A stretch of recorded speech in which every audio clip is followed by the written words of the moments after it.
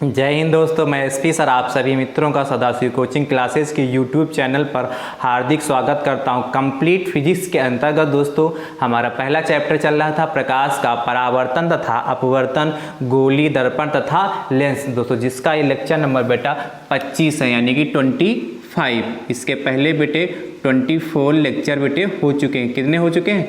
24। जो छात्र सभी लेक्चर देखने चाहते हैं, जो छात्र बेटा सभी लेक्चर देखना चाहते हैं, वो सभी छात्र प्लेलिस्ट में सारे वीडियो पड़े हैं। क्लास 12 फिजिक्स के नाम से बेटा प्लेलिस्ट बनी है, आप उसमें जाकर आप 4 के 4 लेक्चर आप आसानी से देख सकते हैं, और उसमें 25 भी लेक्चर आज उसमें ऐड होने वाला है।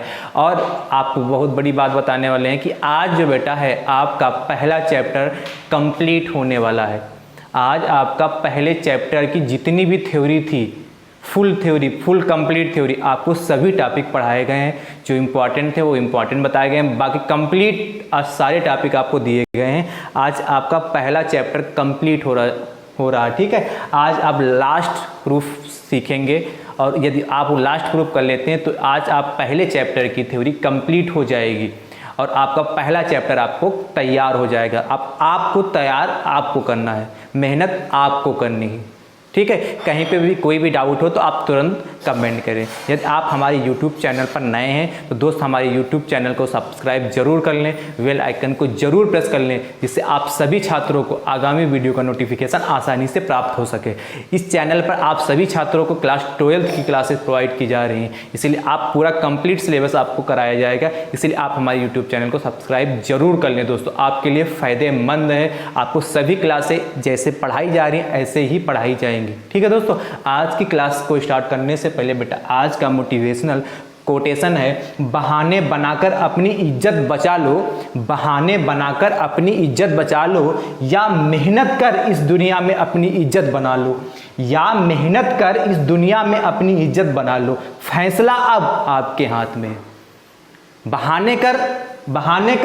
बहाने बनाकर अपनी इज्जत बचा लो, या तो आप बहाने कर लो कि ये हमसे हो पाएगा, आज हमारे पास ये समस्या थी, आज हम वहाँ गए थे, आज हम बीमार थे, आज हम वो कर रहे थे, मतलब 70 बहाने। यदि बहाने बनाने चाहो तो बहुत बहाने, आप जिंदगी में बहाने बनाते रहेंगे और समय बीतता जाएगा, क्योंकि समय कभी नहीं ठहरता है।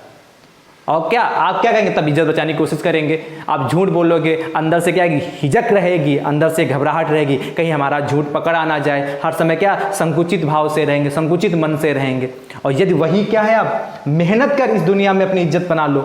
यदि आप मेहनत करते हैं तब क्या आप डट के रहते हैं कि हमने मेहनत की है, हम कर रहे हैं, मेहनत है, हम ये कार्य कर रहे हैं, तो आप किसी से डरते नहीं, क्योंकि आप मेहनत कर रहे हैं, ईमानदारी से अपना कार्य कर रहे हैं। कोई भी कार्य हो, पढ़ाई हो, आगे का जीवन हो, कुछ भी हो, यदि आप ईमानदारी से मेहनत कर रहे हैं तो आप किसी से डरते नहीं हैं। और जहां आप बेईमानी यानी कि मेहनत नहीं कर रहे हैं और फिर भी झूठ बोलना पड़ रहा है, तो अंदर से हिचक रहती, यार ये सामने वाला हमको टोक ना दे। इस हिचक को दूर करना चाहते हो, अंदर के अपनी आत्मा को संतुष्ट करना चाहते हो, खुश रहना चाहते हो, मस्त रहना चाहते हो, अलमस्त रहना चाहते हो, तो आपको मेहनत करनी पड़ेगी। और मेहनत में जो फल है वो किसी जगह नहीं मिलेगा। यदि आप मेहनत ईमानदारी से करते हैं तो आप 100% सक्सेस होंगे, और यदि नहीं करते हैं तो परिणाम आप जानते ही। और आपके बहुत सारे दोस्त होंगे, या आपके आने वाली पीढ़ी, या आपकी पीढ़ी जो गुजर चुकी है, आप उनसे शिक्षा ले लीजिए, उनसे पूछ लीजिए, जो आज अपना क्या मेहनत किए हैं वो कहाँ पे हैं, और जो मेहनत नहीं किए हैं वो कहाँ पर। आगे जो आने वाली पीढ़ी है उसका भी आप जीवन क्या चौपट कर रहे हैं। यदि आप आज सक्सेस हो जाएंगे तो पीछे वाली पीढ़ी आएगी, उसको भी आराम रहेगी। इसीलिए आपको मेहनत तो हर हालत में करनी है, और मेहनत करके आपको इज्जत कमानी है, मेहनत करके इस दुनिया में आपको इज्जत कमानी है। वरना क्या, बहाने तो लाखों मिलेंगे, कोई ना कार्य करने के बहाने बहुत हैं। और यदि आपको मेहनत करनी है तो बहाने कितने भी आए, आप मेहनत करेंगे तो बहाने आएंगे ही नहीं आएंगे उसमें। बात समझ पा रहे? इसलिए मेहनत ही करनी। किसी भी कार्य को करने के लिए आप बगैर मेहनत के उस कार्य को सफल ही नहीं कर सकते, इसीलिए मेहनत सर्वोपरि है। आज की बेटा क्लास स्टार्ट करते हैं। आज की क्लास का बेटा मुख्य टॉपिक है बेटा 2 पिन विधि से उत्तल लेंस की फोकस दूरी ज्ञात करना। क्या बेटा? दो पिन विधि से उत्तल लेंस की फोकस दूरी ज्ञात करना मोस्ट इंपॉर्टेंट प्रूफ बेटा है, और ये 5 नंबर में आपके पेपर में आता है। क्या कितने नंबर में आता है बेटा? 5 नंबर से। तो हेडिंग डालते हैं बेटा, दो पिन विधि से, दो पिन विधि से उत्तल लेंस की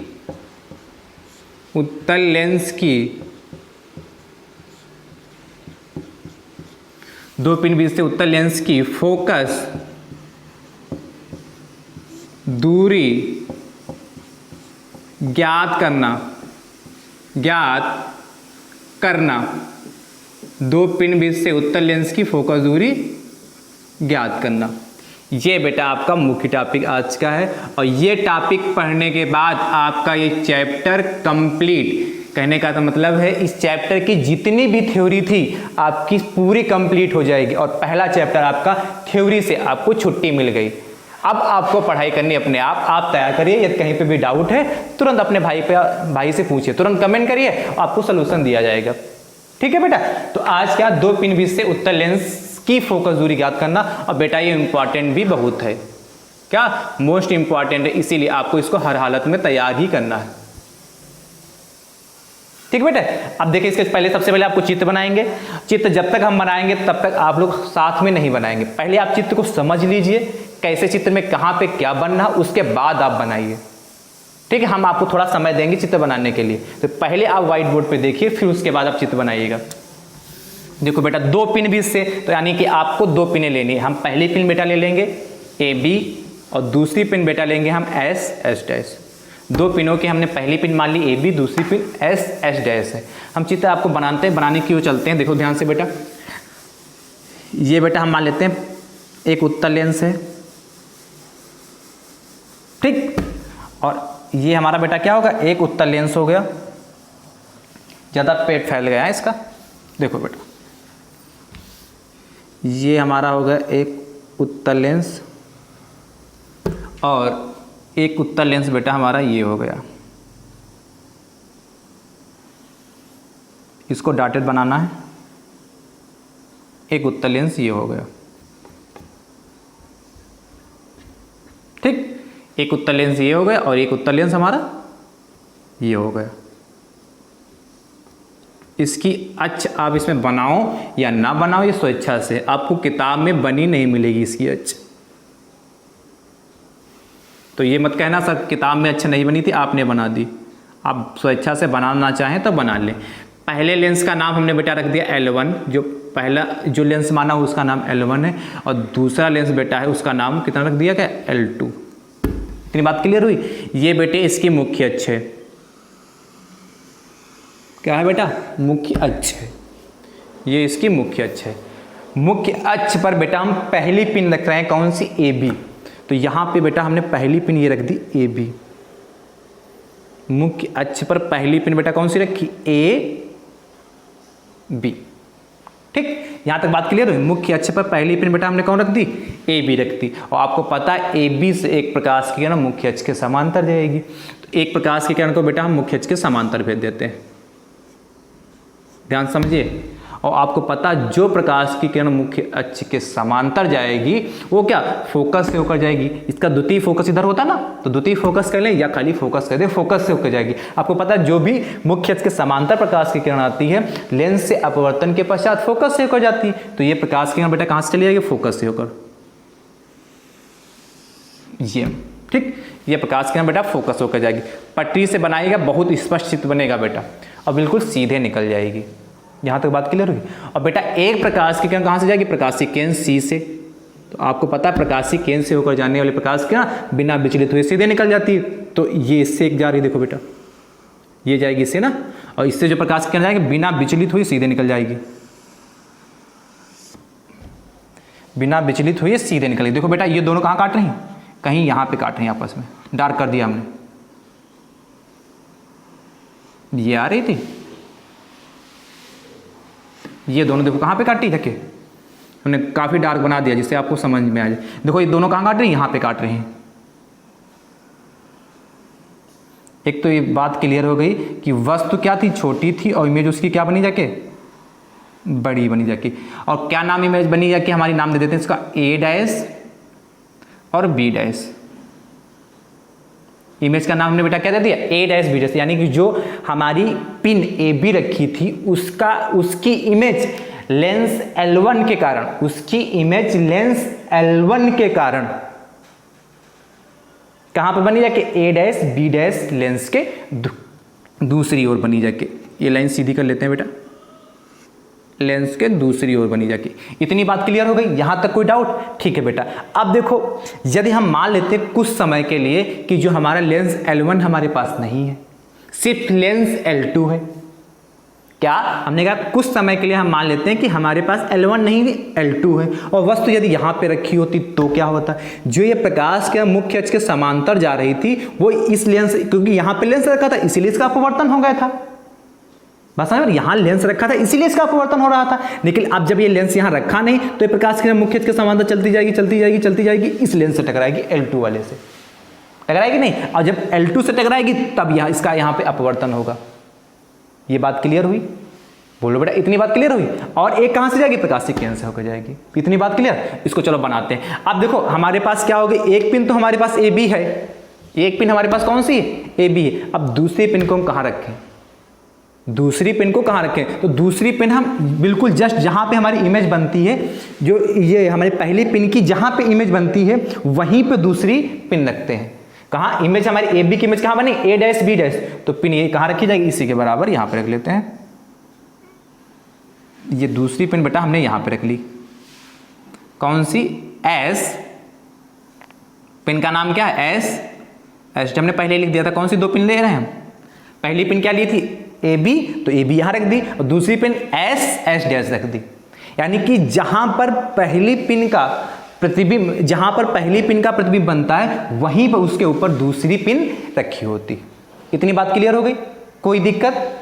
बोलो बेटा। ठीक है। अब आपको हमने कहा था यदि लेंस L1 नहीं होता, यदि लेंस L1 हमारे पास बेटा नहीं होता तो ये प्रकाश की किरण मुख्य अक्ष के बिल्कुल समांतर चली जाती है और लेंस L2 से टकराती है, और एक प्रकाश की किरण कहां से जाती, प्रकाशिक किरण इससे होकर C से होकर जाती, इससे वाले से होकर चली जाती कि नहीं जाती, दूसरे लेंस के प्रकाशिक किरण C से होकर चली जाती। तो आपको पता है, ठीक, तो आप देखो क्या करते हैं हम, इसके प्रकाश किरण पहले इसको इससे गुजारते हैं दूसरे लेंस से, ये ले चल रहे हैं, थोड़ा चित्र सही बने इसलिए पहले ही हमने क्या उसके प्रकाशिक किरण से लेके चल रहे हैं। ये गई देखो बेटा,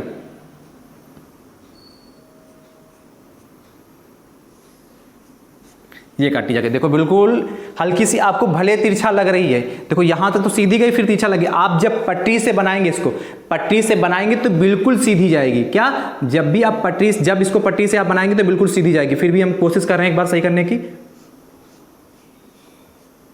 लेकिन आप पटरी से बनाएंगे तो बिल्कुल सीधी चली जाएगी। ठीक है, लगभग आप मान लेते हैं सही है। आप पटरी से बनाएंगे तो ये बिल्कुल, जहां आपको पता प्रकाशिक किरण से होकर जाने, प्रकाश किरण बिना बिल्कुल सीधी जाती है। चलो हम इसको बिल्कुल सीधा कर ही दे रहे हैं यहां से, ठीक है, लगभग ये काटेगी आके, लो आप सही आ गए। ठीक है,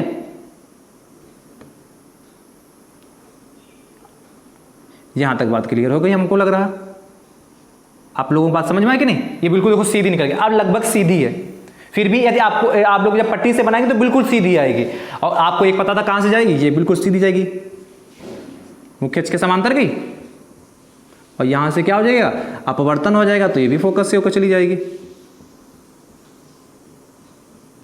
देखो ये भी कहीं पे यहीं पे काटी जाके थे, यहीं पे काट रही कि नहीं ये वाली, ये भी, यानी कि यहां पे इसकी इमेज क्या बन गई, A double dash B double dash.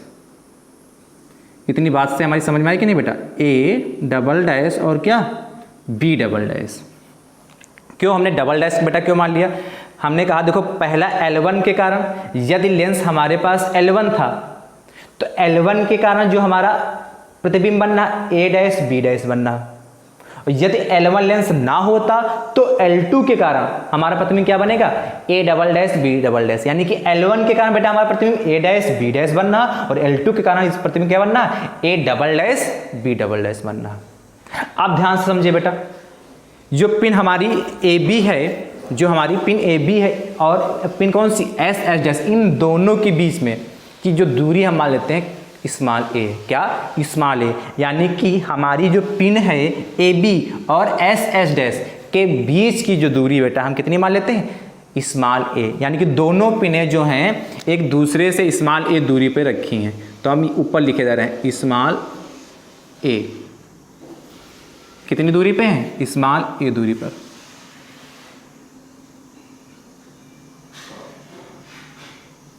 यानी कि इन जो दोनों पिनें हैं हमारी पिन नंबर ए बी और पिन नंबर 2 कौन सी एस एस है, दोनों पिनों के बीच की बेटा दूरी कितनी है ए है।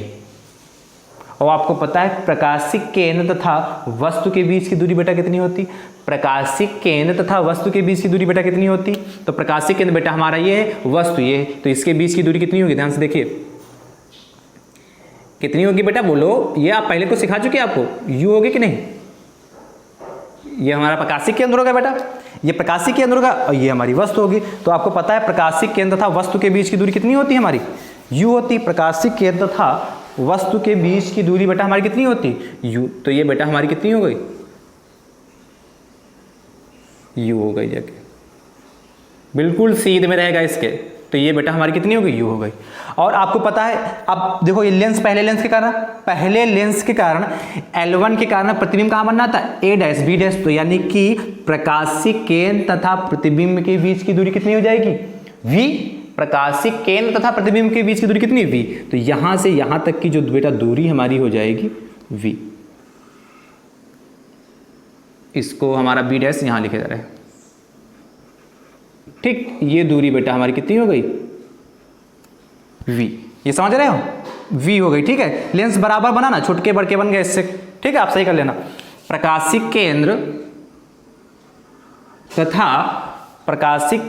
तथा प्रतिबिंब के बीच की दूरी कितनी होगी, v हो गई। और इधर प्रकाशिक केंद्र तथा वस्तु के बीच की दूरी कितनी हो गई, u हो गई। यहां तक बात क्लियर होगी। अच्छा, इन दोनों लेंसों को इस प्रकार इसमें सेट करते हैं, दोनों पिनों के बीच इन दोनों लेंसों को इस प्रकार सेट करते हैं कि पहली पिन का प्रतिबिंब दूसरे पे बने और दूसरी पिन का प्रतिबिंब पहले पे बने।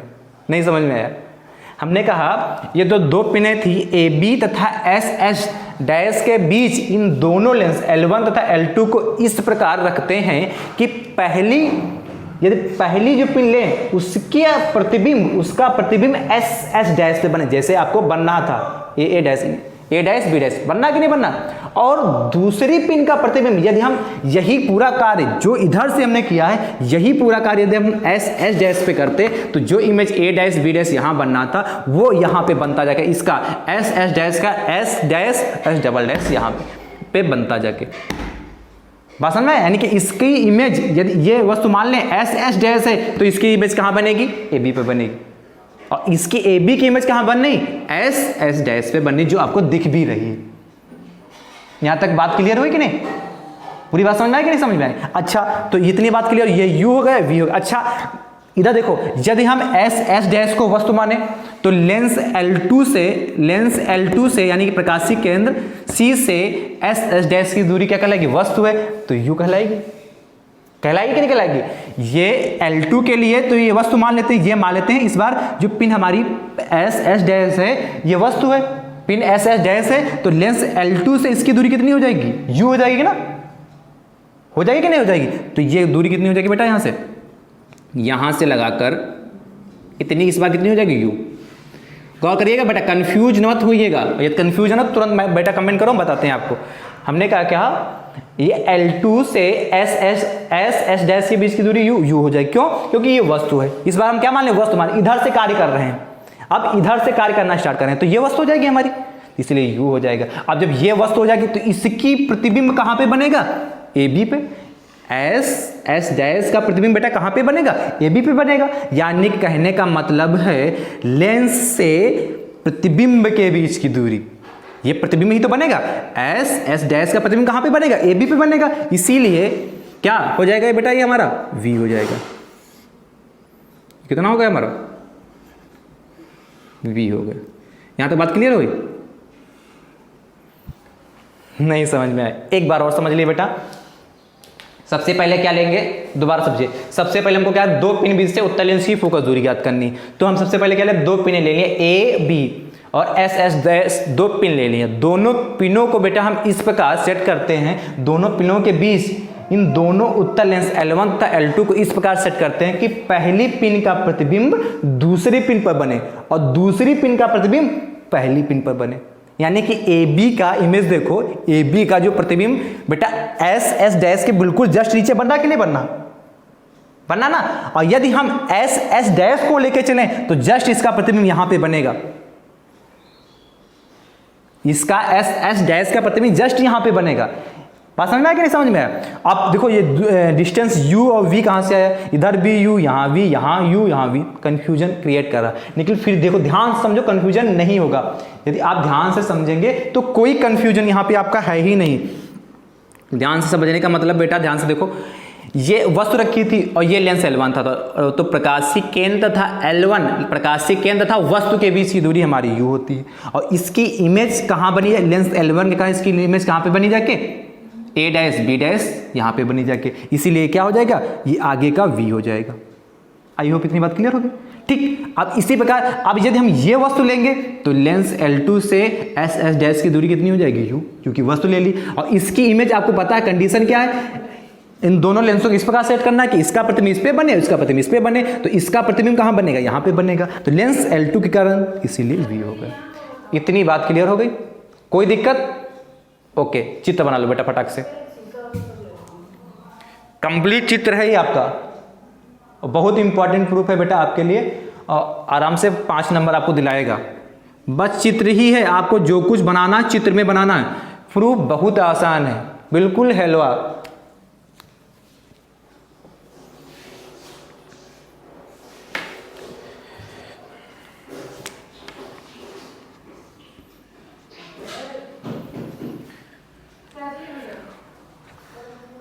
आप लोग बेटा शेयर करते रहें, ठीक है, आप सभी छात्र शेयर करते रहें और चित्र आप बेटा बनाते चलिए, चित्र बनाइए साथ में, शेयर करते रहें बेटा। और आज आपका ये चैप्टर कंप्लीट होने वाला है, ठीक है, थ्योरी पहले चैप्टर की कंप्लीट, आपने पहला पड़ाव पार कर लिया है, इसके बाद दूसरा चैप्टर स्टार्ट होने वाला है। लेकिन इसके पहले कल से आपके लेक्चर नंबर यानी कि कितना 26 में आपको कल से न्यूमेरिकल स्टार्ट होंगे। इसके न्यूमेरिकल कराने के बाद तब लेक्चर नंबर बेटा, लेक्चर नंबर क्या, उसके बाद तब आपका चैप्टर कौन सा स्टार्ट होगा, अगला स्टार्ट होगा, चैप्टर नंबर 2 स्टार्ट होगा, ठीक है। चित्र बन गया बेटा? लग रहा बहुत झंझट है, लेकिन यदि आपने स्टेप बाय स्टेप समझा होगा तो आई होप आप लोगों को कहीं पे भी दिक्कत नहीं आएगी। और बाई चांस समझ में नहीं आया तो आप कमेंट कर दीजिए, वरना फिर भी एक बार हमारी बात मानिए कि एक बार आप इसको रिपीट देख लीजिए, दोबारा देख लीजिए, कहीं पे भी जो डाउट आपका रह गया होगा वो तुरंत दूर हो जाएगा, ठीक है। तो एक बार आप इसको दोबारा रिपीट जरूर देख लीजिएगा वीडियो, तो चित्र आपको हर स्टेप इसमें कंप्लीट हो जाएगा यदि आप दोबारा देख लेंगे, ठीक है। और पटरी से ही चित्र बनाएगा तो बिल्कुल स्पष्ट बनेगा, हो गया, ठीक बेटा। लैंग्वेज लिखते देखो क्या लिखोगे, माना दो पिन AB तथा SS डैश के बीच की दूरी A है। माना दो पिन AB तथा SS डैश की बीच की दूरी कितनी A है, ठीक है। दोनों पिनों के बीच यानी पिनों के बीच लेंसों की दो स्थितियां इस प्रकार हैं, पिनों के बीच लेंसों की दो स्थितियां इस प्रकार हैं, पिनों के बीच लेंसों की दो स्थितियां इस प्रकार हैं कि एक पिन का प्रतिबिंब दूसरे पिन पर बनता है तथा दूसरी पिन का प्रतिबिंब पहली पिन पर बनता है, ठीक है। दूसरे पिन का प्रतिबिंब पहली पिन पर बनता है। अच्छा, एक चीज और देख लीजिए, एक डिस्टेंस इसमें और प्रदर्शित कर लीजिए, जो लेंस L1 तथा L2 लेंसों की स्थितियों का जो बीच का अंतर बेटा होता है, ये लेंस जो इन दोनों के बीच का अंतर जो बेटा होगा वो होता है बेटा D, कितना D। तो हम यहाँ ऊपर लिख दे रहे हैं, इन दोनों लेंसों के बीच की स्थितियों का जो अंतर कितना होगा D। बात क्लियर हो? मतलब जो दोनों लेंस L1 तथा L2 रखे जाएंगे, इनके बीच की जो दूरी होगी, यानी कि इनकी बीच की जो दूरी होगी कितनी होगी, स्मॉल d होगी। एक बार लैंग्वेज और देख लो फिर लिख लेते हैं। माना दो पिन AB तथा SS डैश के बीच की दूरी A है, ठीक है। पिनों के बीच दो लेंस पिनों के बीच लेंसों की स्थितियां इस प्रकार हैं, पिनों के बीच लेंस L1 तथा L2 की स्थितियां इस प्रकार हैं कि पहले पिन का प्रतिबिंब दूसरे पिन पर तथा दूसरे पिन का प्रतिबिंब पहले पिन पर बनता है। लेंसों की स्थितियों के बीच का अंतर D है। लेंसों की स्थितियों के बीच का अंतर कितना है? D है। बात क्लियर हो गई? चलो लाइन में लिख लेते हैं। माना, आप साथ में आप लिख सकते हैं, लाइन में लिख लो। माना AB तथा, माना दो पिन, ऐसे लिखो, माना दो पिन AB तथा कौन सा SS डैश के बीच की दूरी कितनी बेटा? A है। क्या? माना दो पिन AB तथा SS डैश के बीच की दूरी कितनी बेटा? मान लिए A है। पिनों के बीच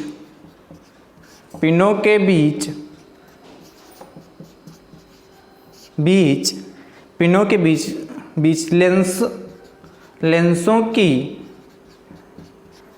स्थितियां, पिनों के बीच लेंसों की स्थितियां इस प्रकार हैं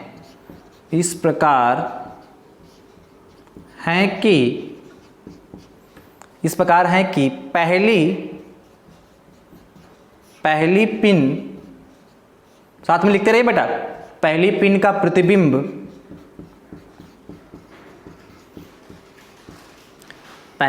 प्रतिबिंब दूसरी पिन पर और दूसरी पिन का प्रतिबिंब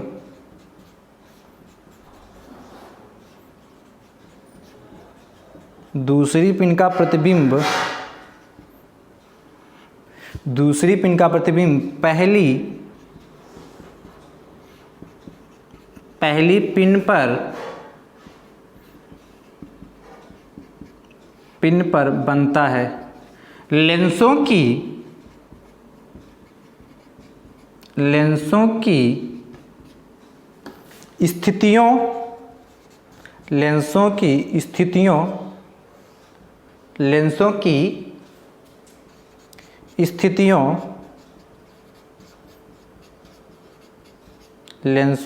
स्थितियों के बीच का अंतर स्मॉल d है। ये आपकी लैंग्वेज हो गई। बस इसके बाद बहुत आसान, प्रूफ में कोई दम विशेष नहीं है, सिर्फ जो कुछ है चित्र में है, वो भी यदि आप स्टेप बाय स्टेप समझे होंगे तो वो भी आप लोगों को कोई भी समस्या इसमें नहीं लगेगी। लिख लो बेटा फटाक से। माना दो पिन AB तथा SS डैश के बीच की दूरी स्मॉल a है। पिनों के बीच लेंसों की स्थितियां इस प्रकार हैं कि पहली पिन का प्रतिबिंब दूसरे पिन पर और दूसरी पिन का प्रतिबिंब पहली पिन पर बनता है। लेंसों की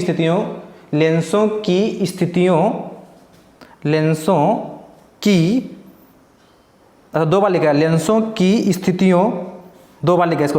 लेंसों की स्थितियों के बीच का अंतर स्मॉल d है।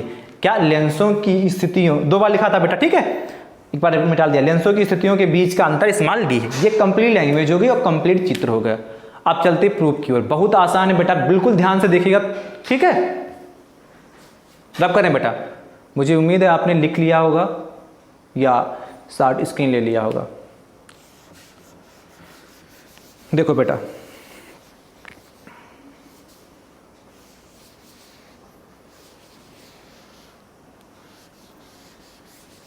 अब चलते हैं आगे की ओर बेटा और प्रूव करते हैं। ये लैंग्वेज हो गई और लैंग्वेज समझ में आ गई बेटा, और उसके बाद क्या होगा?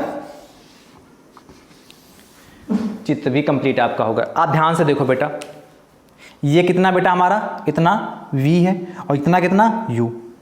इतना कितना बेटा? इतना v है और इतना कितना u। तो इसको हम ये लिख सकते हैं v प्लस u बराबर, हमने क्या कहा? ये कितना बेटा? v है कि नहीं? दिखाई पड़। और इतना कितना? u। तो यदि हम v प्लस u लिख दें, v प्लस u कितना होगा? बोलो, v प्लस u कितना होगा बेटा? नई बात समझ में आई? अच्छा देख, हमने कहा v, ये कितना बेटा हमारा, ये हमारा v है, और ये कितना हमारा u है, ये कितना हमारा u है। या एक तरीके से और देख ध्यान से, हमारा ये कितना बेटा u, और ये कितना हमारा v, तो ये u और ये v, तो v प्लस u कितना होगा, बात समझ में कि नहीं, v प्लस u कितना होगा, v प्लस u कितना होगा, a होगा कि नहीं होगा, v प्लस u किसके बराबर है, a के बराबर है, नहीं, लिखो बेटा,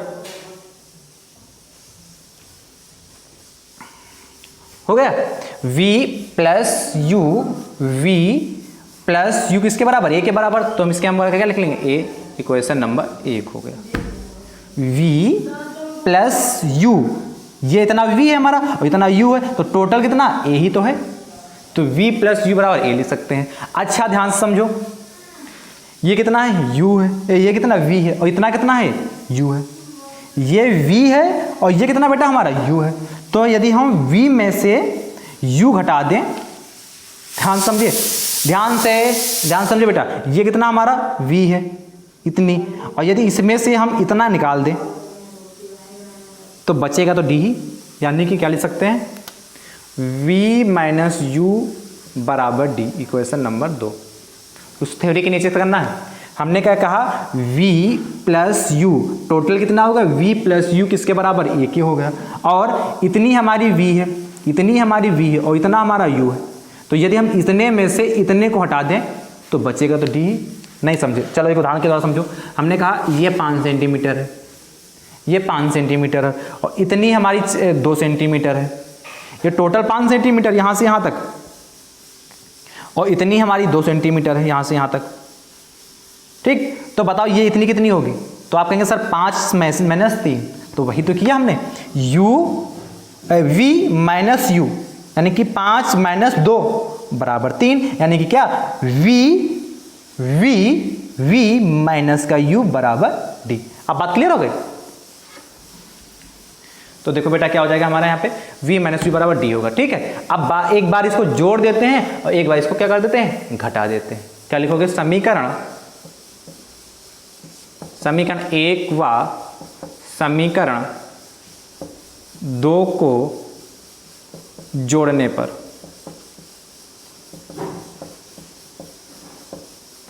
समीकरण 1 व समीकरण 2 को जोड़ने पर देखो बेटा क्या हो जाएगा, v प्लस का u, LHS को LHS के साथ जोड़ते हैं और RHS को RHS के साथ, तो v प्लस u और प्लस का v माइनस का u बराबर कितना, a प्लस d,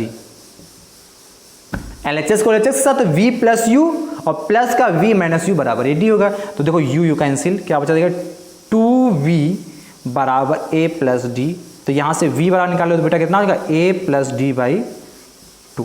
कोई दिक्कत बेटा यहाँ पे, ठीक है। अगला देखो, हमने कहा एक बार इसको जोड़ दिया, एक बार इसको घटा दो, तो क्या, समीकरण 1 व समीकरण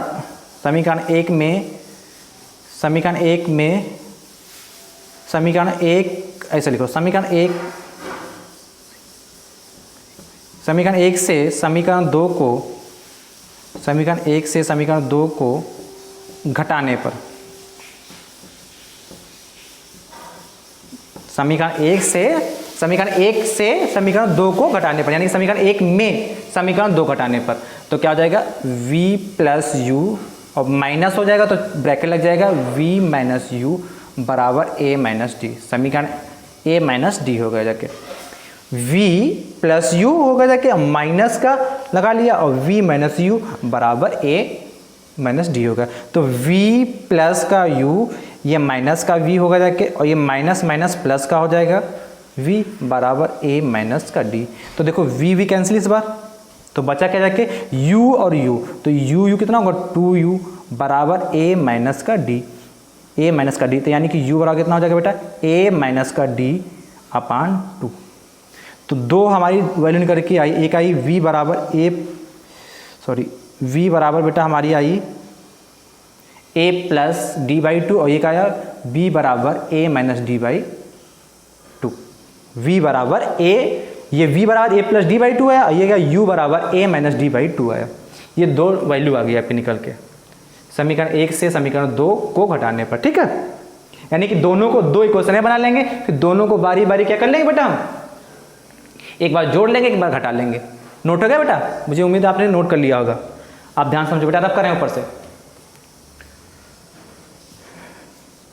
बस थोड़ा बचा है।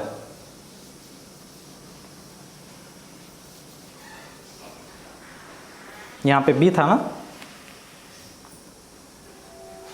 ये भी बना था। अब लिखोगे बेटा लेंस के सूत्र से, लेंस के सूत्र से आपको पता लेंस का सूत्र क्या होता था, 1/f बराबर 1/v माइनस का 1/u, यानी कि जो कह रहा था u/v/f में समझ। तो बेटा देखो ये क्या 1/f बराबर 1/v माइनस का 1/u होता है। और आपको पता है उत्तल लेंस में प्रकाशीय केंद्र से बाईं की ओर की दूरियां कैसी होती हैं, ऋणात्मक होती हैं, और दाईं ओर की दूरियां कैसी, धनात्मक होती हैं। यानी कि उत्तल लेंस में जो यानी कि u होता है जो ऋणात्मक होता है, उत्तल लेंस में u कैसा होता है, ऋणात्मक होता है। इसीलिए जहाँ पे u है वहाँ पे क्या हो जाएगा, माइनस का u हो जाएगा। उत्तल लेंस में u कैसा होता है, ऋणात्मक होता है, और बाकी v कैसा होता है, पॉजिटिव। क्यों? क्योंकि दाईं ओर की दूरियां होती है धनात्मक होती, इसीलिए u के स्थान पे हम माइनस का u यूज करेंगे। तो क्या 1/f बराबर क्या 1/v और ये माइनस 1/माइनस का u। आपको समझ में आया माइनस u हमने क्यों यूज किया, क्योंकि ये उत्तल लेंस की बात है। इसीलिए क्या फार्मूला 1/f बराबर 1/v और प्लस का कितना हो जाएगा 1/u। बात यहाँ तक क्लियर होगी। अब देखो ये v और u की वैल्यू है, ये उठाकर इस इक्वेशन में रख दे, v और u की वैल्यू उठाकर इस इक्वेशन में रख देंगे तो क्या हो जाएगा, v के स्थान पे रखेंगे ये वैल्यू और u के स्थान पे रखते हैं बेटा। इसको हम अलग से लिख रहे हैं, v वाला कितना हमारा a plus D by two, इसको रख कर रहे हैं क्योंकि यहाँ पे जगह नहीं बची। अब देखो यहाँ पे रख रहे हैं तो कितना बचेगा 1/f बराबर, ध्यान से देखिएगा बेटा 1/v, v कितना है a plus D by two हो गया, और प्लस का 1/u कितना हमारा a minus D by two. यहाँ तक बात क्लियर हो गई? इतना रब कर रहे हैं बेटा नीचे वाला। अब ध्यान से देखो बेटा, इतना हो गया। तो बेटा 1/f इक्वल टू, इसको पलट दें तो 2 कितना हो जाएगा a प्लस डी हो जाएगा, और ये कितना हो जाएगा 2/a माइनस डी। नहीं समझ में आया है? देखो बेटा यहाँ पे देखो 1/ कितना लिखा है a plus D by two, इसके नीचे हम यदि 1 के नीचे 1 मान लें, अंश बटे हर बटे a plus D by two, लिखा तो वही, इसका मतलब तो 1 ही हुआ। 4 टर्म होंगे तो पलट देते हैं, तो सबसे नीचे वाला कहाँ जाता है, सबसे ऊपर, तो ये 2 ऊपर चला जाएगा, a प्लस डी हो जाएगा। अब 2 गुणे 1 2 रहेगा, और 1 गुणे a plus D a plus D ही रहेगा। अब तो समझ गए ना, एक एक डाउट को आपके क्लियर करते हुए चलते हैं। तो 1/f बराबर देखो बेटा क्या चलेगा 1/f बराबर, देखो इन यहाँ पे a प्लस डी है, यहाँ भी a माइनस डी, दोनों में एलसीएम क्या मिल जाएगा a प्लस डी, और अगले ब्रैकेट में a माइनस डी। ठीक, तो a प्लस डी और a माइनस डी होगा जाके, तो आपको इससे डिवाइड करते हैं, तो a प्लस डी से इसको डिवाइड करोगे तो a प्लस डी कैंसिल हो जाए, a माइनस डी बचेगा, इससे इसको मल्टीप्लाई करते हैं। एलसीएम लेना तो सबको आता है ना, और नहीं आता ध्यान से देखो हम बता भी रहे हैं। प्लस का 2 होगा जाके। अब यहाँ भी देखो, यहाँ a माइनस डी, तो a माइनस डी से इसको डिवाइड करेंगे तो a माइनस डी कैंसिल हो जाएगा, बचेगा a प्लस डी, और इसको 2 से मल्टीप्लाई तो 2a प्लस का d बचा जाके। इतनी बात क्लियर हो गई? ये प्लस लगा बेटा, ठीक, अरे साफ लिख दें प्लस का d। आप समझ में आया? अब देखो आपस में मल्टीप्लाई कर लेते हैं, तो 1/f बराबर, ध्यान से देखिए बेटा क्या बचा जाके, ब्लैक से लिखे दे रहे हैं, इसकी आपस में मल्टीप्लाई करोगे तो कितना हो जाएगा आपस में, तो 2a माइनस का 2d, 2 से मल्टीप्लाई करें तो 2a हो गया, और माइनस का 2d हो गया, प्लस इसकी करोगे प्लस का 2a और प्लस का 2d हो गया।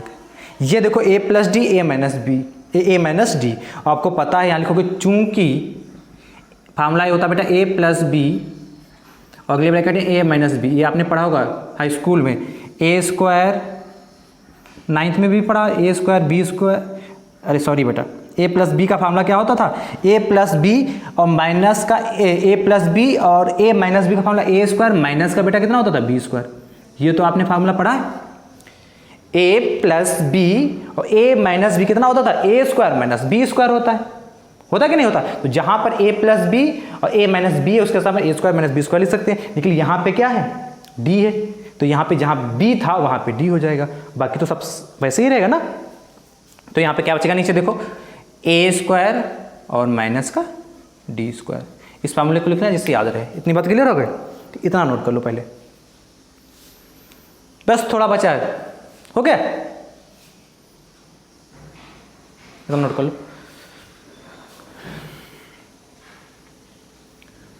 बेटा शेयर करते चलिए, ठीक है, आप लोग शेयर लाइक कमेंट जरूर करते चलें, और आप लोग बताइए कैसा लग रहा है आपको लेक्चर, समझ में आ रहा है कि नहीं समझ में आ रहा।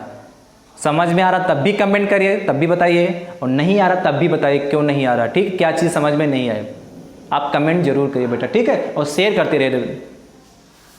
चलो ये लाइन बची, बाकी ऊपर आप कर रहे हैं। तो बेटे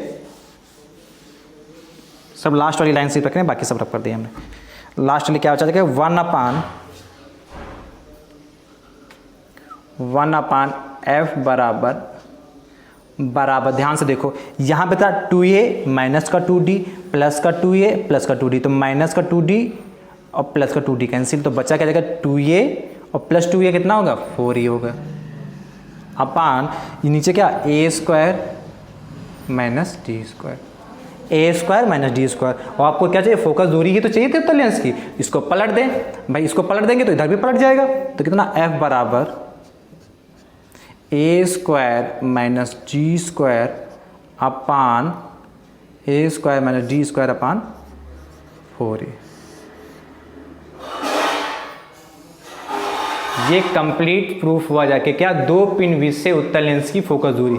आपको जब भी कहेगा दो पिन बीच से उत्तल लेंस की फोकस दूरी ज्ञात कीजिए, तो फार्मूला क्या लगाओगे, f बराबर A square minus D square upon 4a, जहाँ a क्या है, दोनों पिनों के बीच की दूरी। आप लिखना चाहो तो नीचे लिख लो, जहाँ a इस्तेमाल क्या, दोनों पिनों के बीच की दूरी, और d क्या है, लेंस की स्थितियों के बीच की दूरी।